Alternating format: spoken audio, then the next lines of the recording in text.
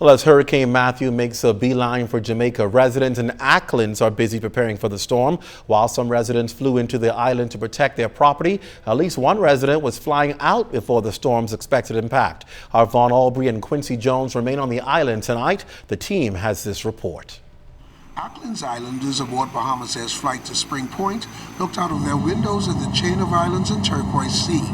But their minds were on the approaching hurricane, with many anxious to land, batten homes and ride out the storm.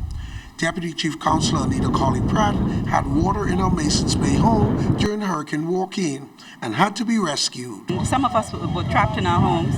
I was one of those, unfortunately, who was trapped in my house, and I was rescued later. It was a bad experience. It's 1 year now. This is our anniversary this day. So I'm very nervous. Thankfully, she was rescued by Gregory Hanna and O'Brien Bain. She called on everybody.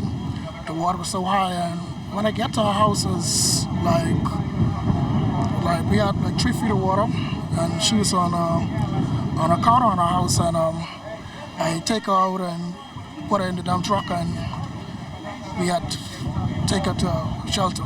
300 homes were damaged or destroyed in Acklins and Crooked Island. Reconstruction is still underway.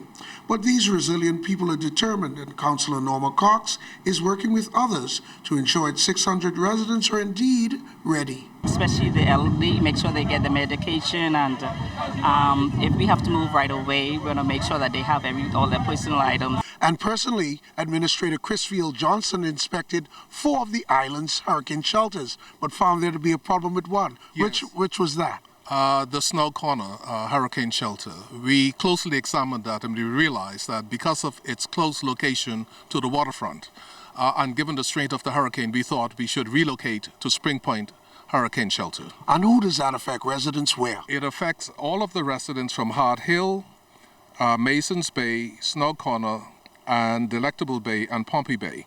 Well, you heard it.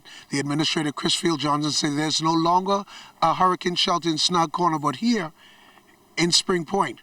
Reporting from Spring Point, Acklins, I am Vaughn Aubrey, ZNS Network News.